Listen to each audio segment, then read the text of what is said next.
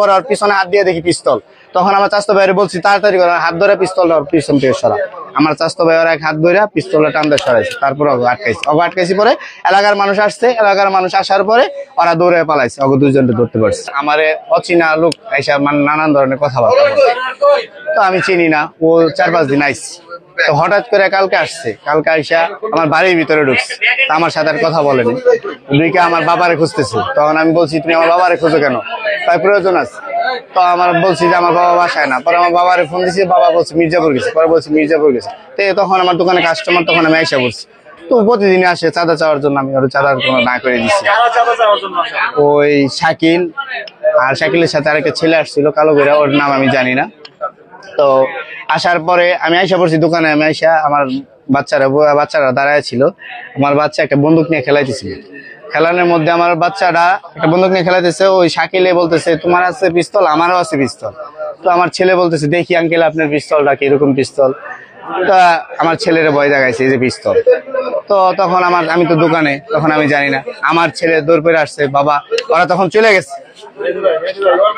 Motorcycle চালায় চলে গেছে। ওরা চলে যাওয়ার পরে আমার ছেলে দৌড় করে এসে বলতেছে বাবা দেখো ওদের সাথে না আমার পিস্তলের মতো পিস্তল আছে। তখন আমি বিশ্বাস করি নাই।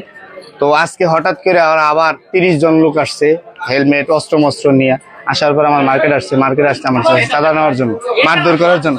তার মধ্যে আমরা 3-4টা ভাই, আমার 3টা ভাই, আমার 2টা ভাই আছে আর আরেকটা চাচতো ভাই আছে, আমরা 4 জনে মিলে আমরা 2 জন আটকাইছি। পরে এলাকার লোক আসছে, পরে ওরা আরো বাকিগুলা সবাই পালায় গেছে।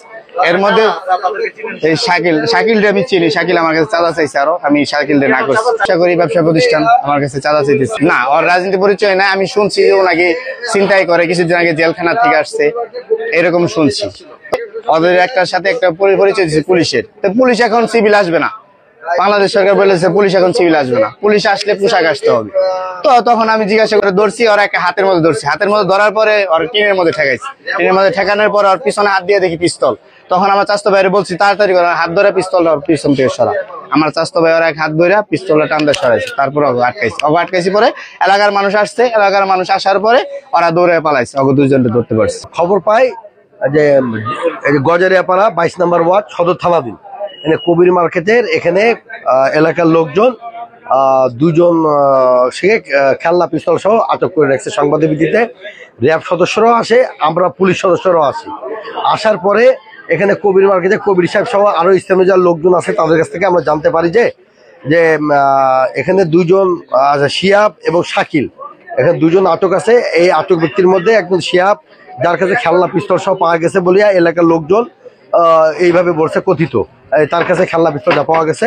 এবং এর সাথে নাকি আরো 15-16 জন ছিল, তারা দৌড়ে পালাই গেছে। এরা নাকি কবির মার্কেটে কবিরের কাছে 5 লক্ষ টাকা চাঁদা চেতে আসছিল।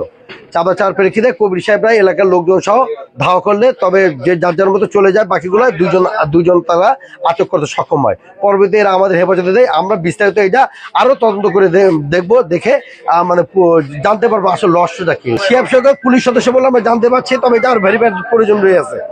এর আরো ভেরিফাই যে কার্ডটা যেটা আছে সেটা আসলে অরিজিনাল নকল নাকি, এই যে যাচাই বাছাই করে আমরা শিওর হবো আসলে সে পুলিশ সদস্য কিনা।